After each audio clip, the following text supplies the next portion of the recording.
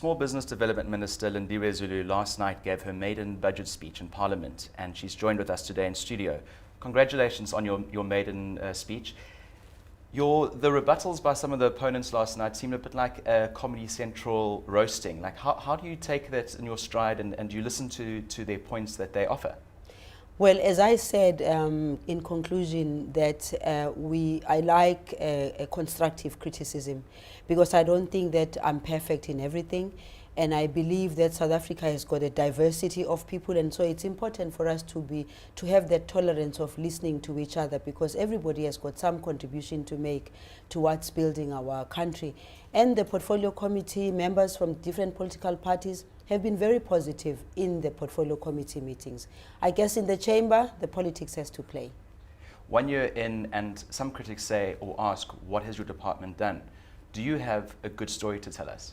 Firstly, the good story to tell is the fact that a year later, we have a department that is fully fledged. We have a budget of our own that we are going to be able to manage ourselves. We have programs that are very specifically targeted towards assisting small and medium enterprises and cooperatives. We believe the programs that we have developed are going to have the necessary impact. Having said that, though, those programs that we have, many of them were programs under the Department of Trade and Industry. So we are going to review many of them so that we make sure whatever is the final programs that we have should have a positive impact on supporting small businesses.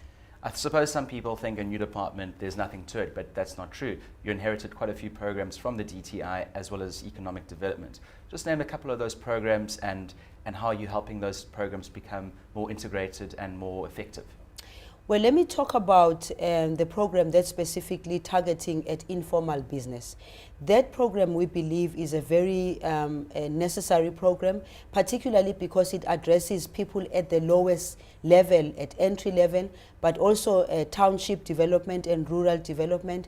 That's the program that's supposed to empower people at the lowest level, where even the amounts of money that are being given as incentives of loans are quite small. And we believe that those people are your ordinary women that are selling on the streets, your ordinary women that are selling in markets.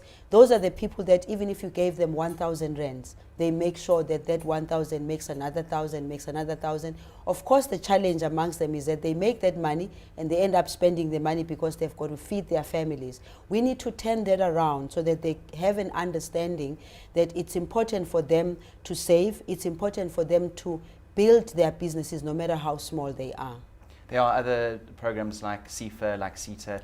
Well, CIFA and CETA, CIFA in particular is the Small Business Finance Agency. That one is very important because that's the one where people rely on in terms of getting funding. But then there's also the one that is non-financial support, which is CETA.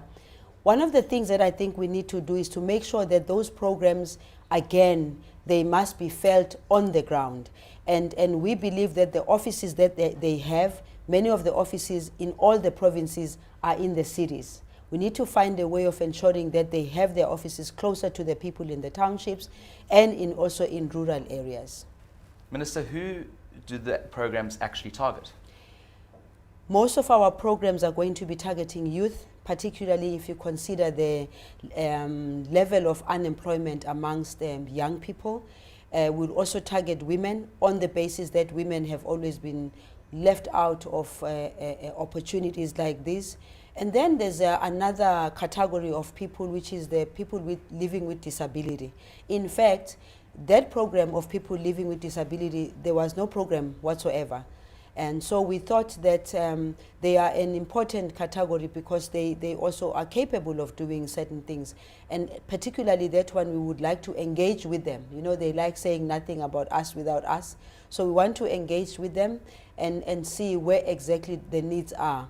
The one that targets youth, it's about looking at young people at universities, for instance, to encourage them to become entrepreneurs. It's also about working with innovation hubs to make sure that people become innovative, because when you talk about entrepreneurship, you talk about businesses, you talk about people that have to be innovative.